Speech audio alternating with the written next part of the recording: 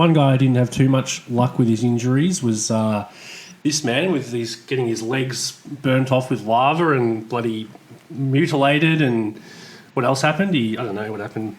Plenty of stuff. Represents the injury list for GWS the last few years. That whole story arc. Anyway, we'll move on, and we are going to hit the Cats. Geelong Football Club back at Cardinia Park this year. Gus, do you think that they can remain in contention for the 20th year running or whatever it is? I mean, we've talked about this so much on the show, so it's not new information, but that home ground advantage they have in Geelong has so consistently inflated their ladder position. That's a fact now, I think, because we've seen them finish really high over and over again and then not play that well when they've had to do it at the G or whatever. Does that now, is the talent or the lack of talent, I suppose, or the aging talent going to catch up with them enough that advantage is no longer worth as much? I think they've probably got one more year, maybe not of contention, but of finals in them. Jeremy Cameron, I mean, people sort of forget that they still have Jeremy Cameron, who's 28 and potentially the best forward in the competition. So he's still there. He's apparently fit as well. They do need to transition their midfield. They've needed to do that for 3 or 4 years. They still keep jamming Selwood and Dangerfield in there whenever. And I kind of get it because they're trying to win a premiership, but they need to start that process because it's going to be real bad in a couple of years. Defense is still strong. So I think they've still got that. They've still got top 8 in them. I don't think that they are a contender, though. That's my sentiment. Yeah, I kind of see it the same way. I think that they are an average team. They're not a good team. They're definitely not a poor team, but they're sort of just an average team, and then yet being back at home.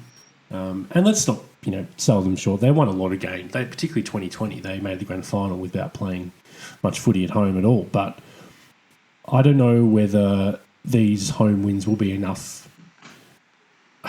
It should get them into the 8. I would be surprised if Geelong fell out of the 8 this year. I think that their team is good enough to make the finals, but I agree. I just can't quite see them getting up there. Chris Scott has acknowledged the needs of the team and the need to change the way they play. So that is the most interesting factor this season for me, as far as Geelong is concerned, because it's been largely the same team, both on paper and with the way they play for probably 5 years. But certainly the last 5 years. And so I don't know whether they can make these changes quickly enough now that just after all that, just snap their fingers and say, now we're playing fast footy. I'd love to see it. And from all reports from people who've been to pre-season training and stuff that I've read, it does look good and it does look different. And they're not just possessing the footy anymore, and they are, running in waves and doing that. The second that it gets hard, though, and they're down by 10 points or 20 points halfway through the third quarter, are they going to stick to that game style, or is it just going to be, all right, we're going back in and we're going to do our chipmark style? And that's sort of what Scott has done over the course of his coaching career at Geelong. And it's not the first time they've, discussed toying around with the game style or whatever, and every time it's just ended up going back to this. So I think they're a little bit similar to Port in that it's just starting to feel stale there with that core and Scott as the coach. And there was a lot of talk that Scott was going to finish up last year. I can understand why he came back, because he and this Selwood, Dangerfield, Hawkins core are so linked.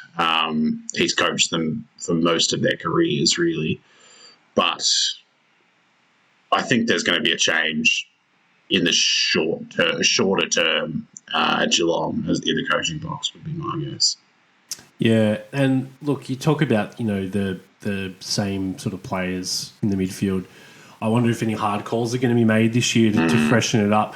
Guthrie's them. I think Guthrie's probably the main man in their midfield now. Like Dangerfield's obviously the star, and so is captain and a great player. But Guthrie's sort of the guy. Guthrie's probably the only guy in their midfield that's actually in his prime of his career. Yeah, playing his exactly. best That's exactly footy what right I was going to say. Yeah. So you look at Menegola, Duncan, Dangerfield. So are they going to say this year Parfitt and or Narkle and or Cooper Stevens? I thought was good the other night. Like, are they going to say this year you were getting the majority of the centre bounce attendances with Guthrie, or maybe you have one or two of them in at a time, but you really commit to that? Are we going to see that and say we're actually bringing on the next generation of midfielders now? Because at the moment it's pretty much just Guthrie and then all the same guys who are well past their absolute best.